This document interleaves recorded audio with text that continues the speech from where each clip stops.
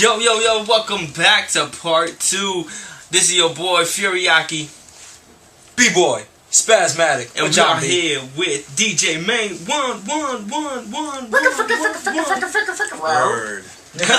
So we covered a lot of stuff. My mind was like... I my pants. Nah, so we're just going to get right back into it. Again, grab onto your seatbelts, buckle up, let's go.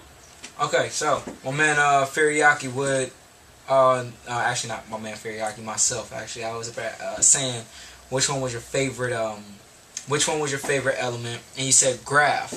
And then before we ever cut to the break, I was about to go on a rant about how important DJing is and how it's on the same scale and same level as being a pianist or a violinist.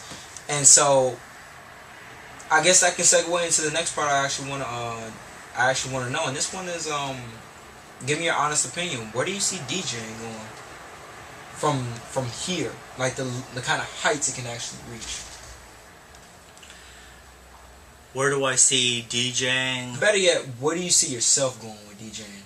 Probably a better way of actually putting it. Well, I guess it depends on, how much work I put into it. I would love to be able to just DJ. Do you not? I was under the impression you did. I was just like, this is one baller ass dude. I thought you were the realest DJ 24/7, 7 days a week. I mean, I was impressed. I was like, you know what? He's a full blown on DJ. And you know what? Man. I commend him, and for the life of me, I feel a little bit deceived now. I feel a little bit lied to. I brag about you. I don't think I ever said that. You never did. No, it was a clear assumption, and it's my fault for making that assumption. But we visualize that in our head, bro. I guess we just wanted him to be perfect. The ideal DJ, right? Of course, well, of course. The ideal DJ would be the person that, does it for a living, gets to travel the world and spin wherever, he or she chooses, and gets to play whatever the fuck they want. What would you say is your limitation then? You should have no limitation. Right. And it's tough. Promotion is a tough deal. Promoting yourself as a dope DJ. It's tough these days. It's also tough when you have 10 million DJs out there, and I think the maybe same way. yeah, and it's it's easy. It's easier to DJ now with Serato and laptops and all this other stuff. Back in the day, we just had our turntables, we had records, and we used our ears. The most important thing. Audio. That ear. Yeah. And you have younger people starting, and there's a lot of competition out there, but I enjoy what I'm doing, so right now, at the moment. Well, what would you say would be the next step of your evolution? The next step of my evolution would be,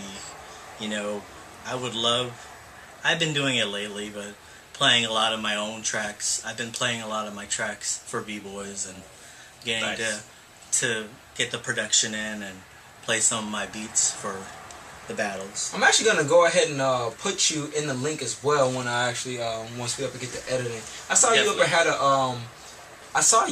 a track on SoundCloud. I saw a main one mix, and I think I saw it on YouTube as well. And then I immediately clicked on it, and then I have my entire class on my entire class training to it. Mm-hmm. Yeah, that was dope, man. Cool. Thanks. A lot of DJs, a lot of breaking DJs tend to do their own mixes. It's usually a compilation of other breaks, and they just mix it in their own, little unique way. Right. But this is you actually trying to go out of your way and actually create your own authentic breaks or producing your own tracks. Which has been done. It's been done before, but I mean the famous B-boy DJs, they're producers too, and they like DJ Flag.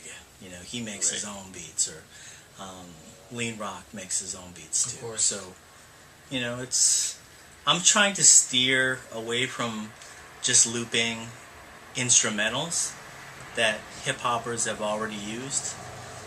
I'm not saying that's the wrong way to go about it, but I want to be able to create something completely new that is main one. Nice. And I'm not, you know. Man, you made me smile, dog. And in the sense of, well, you know, hip hoppers will use that excuse. Well, everyone samples.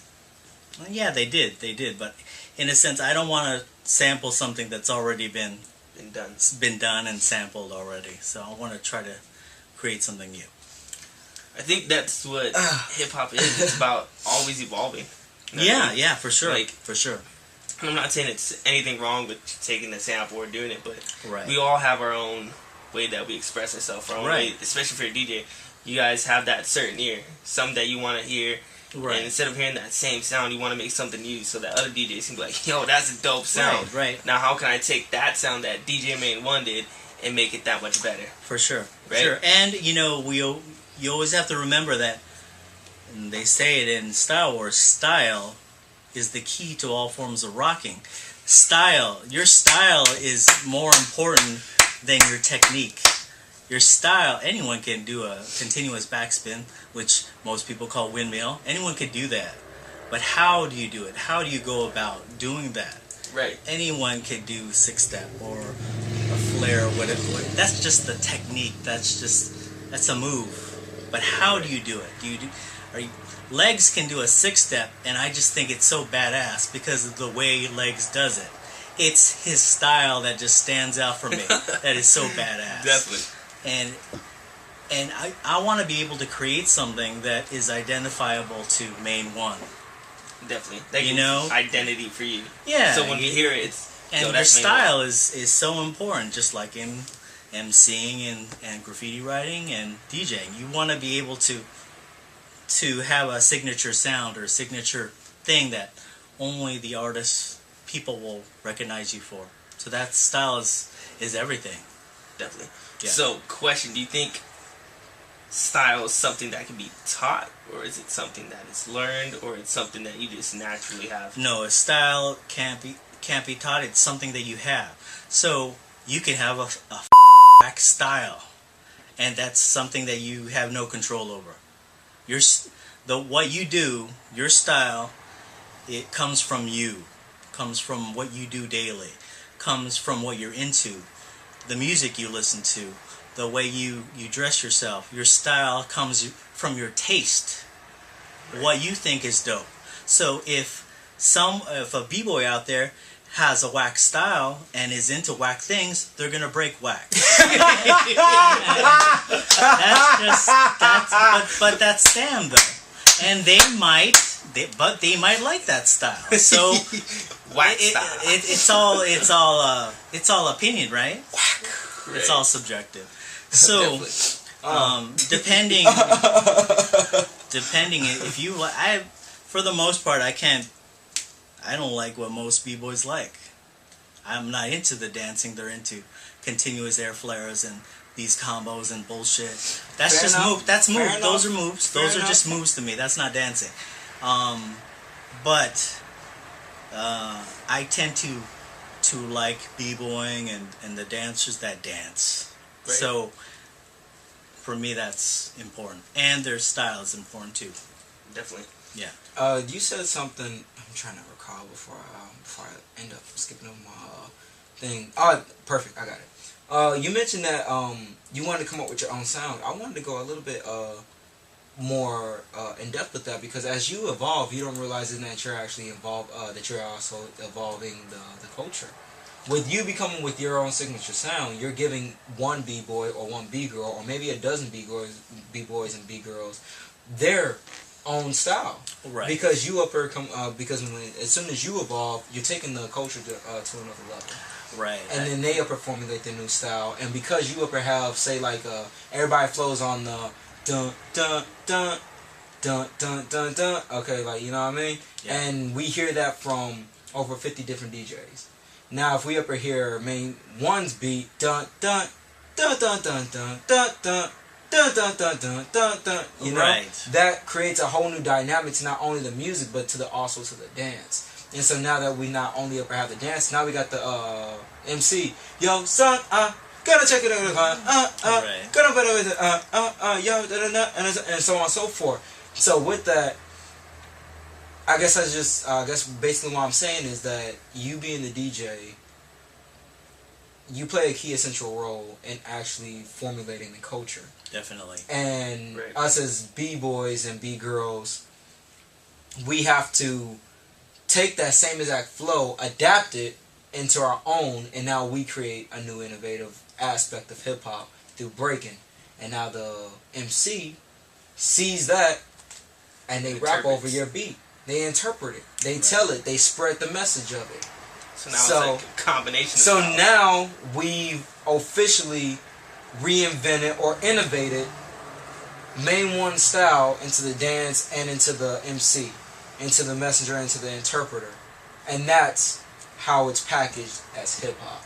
So when you said that, it sat with me for a little second because I found that to be incredibly interesting. Because it isn't just you that needs the upper... I won't say it isn't just you. I'll say it's important that you up here formulate your own style.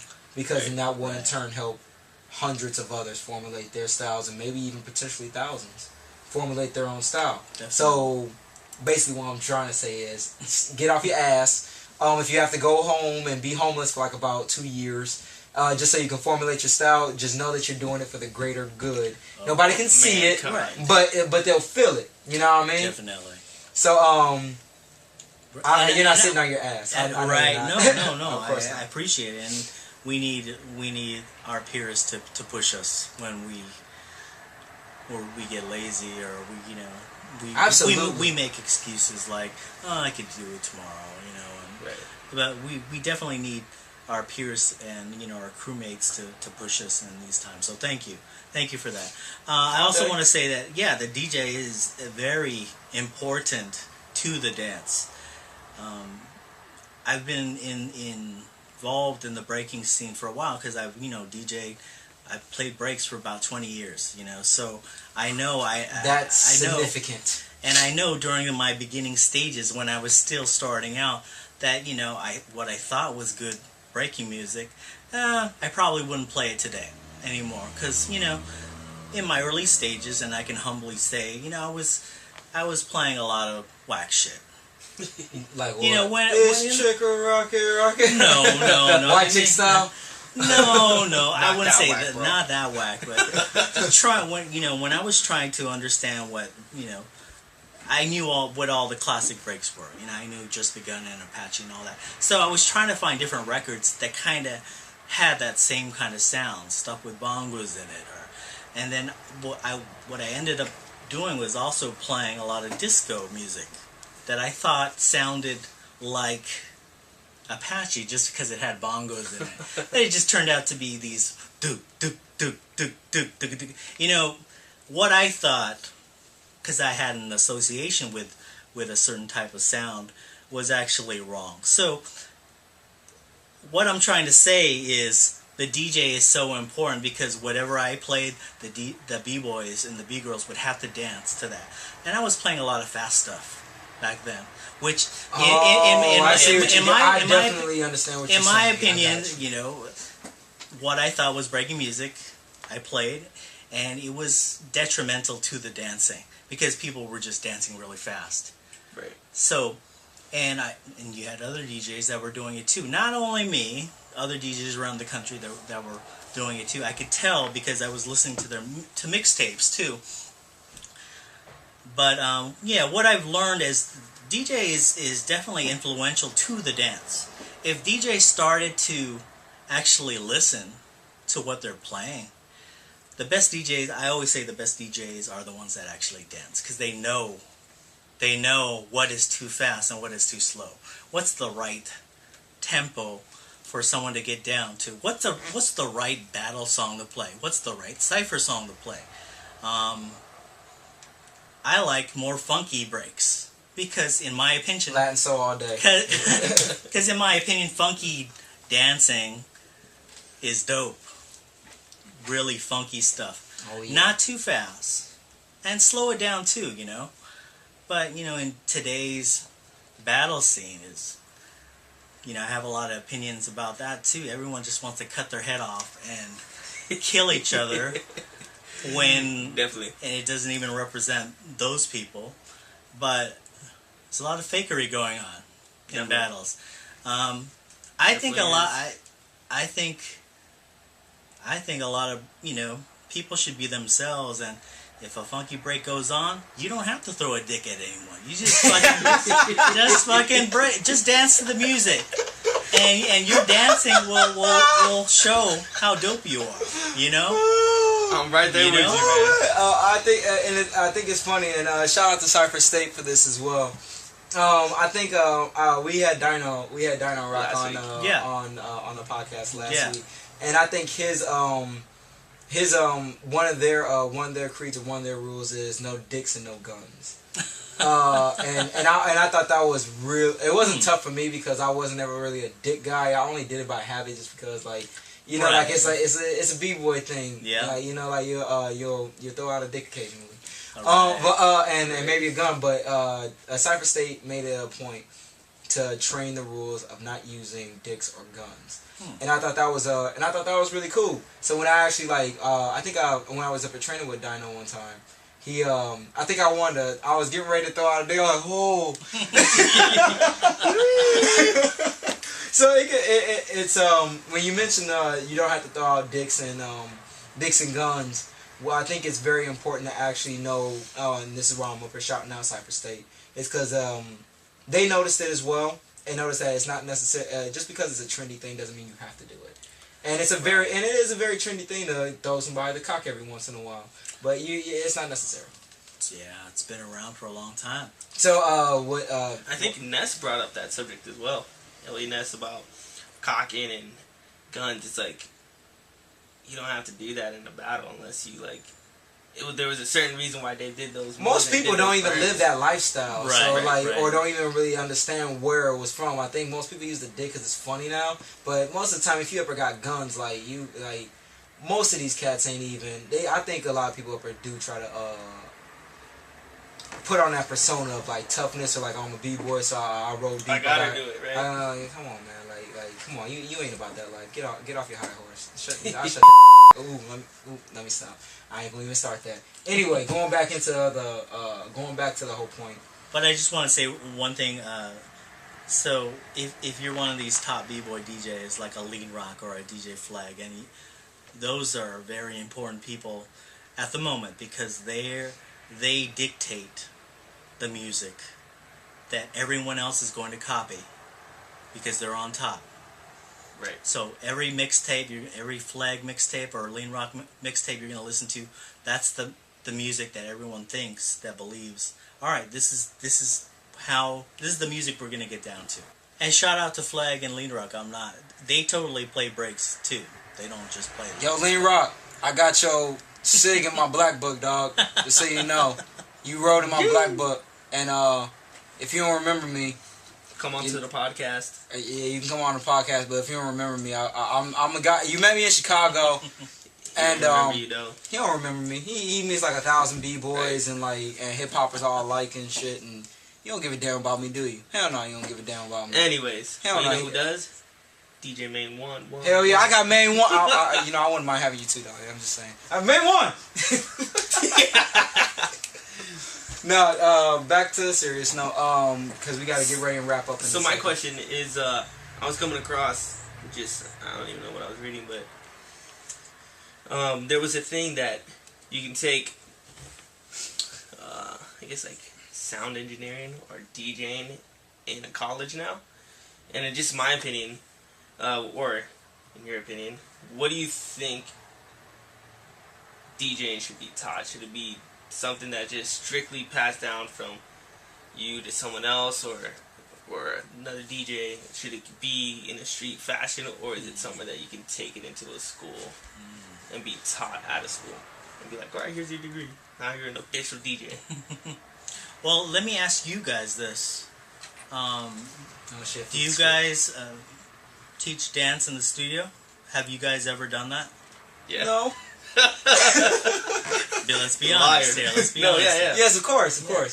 Then I don't see it being an issue if someone takes a DJ class, because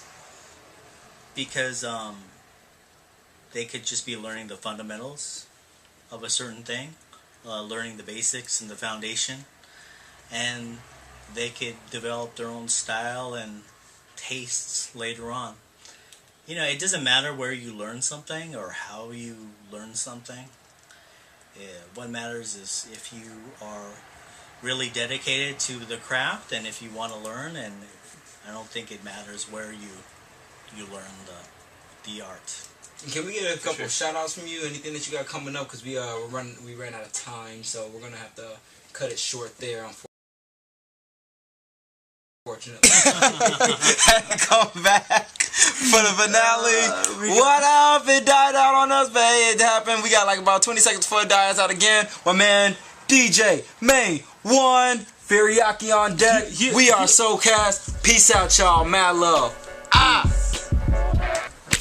I hope you guys enjoyed the video podcast. If you're interested in hearing us talk about any particular topics, leave a comment in the section below. Hit that like button. It's free to click, so then hit the subscribe button and ring that bell button so you can get all the notifications about our channel.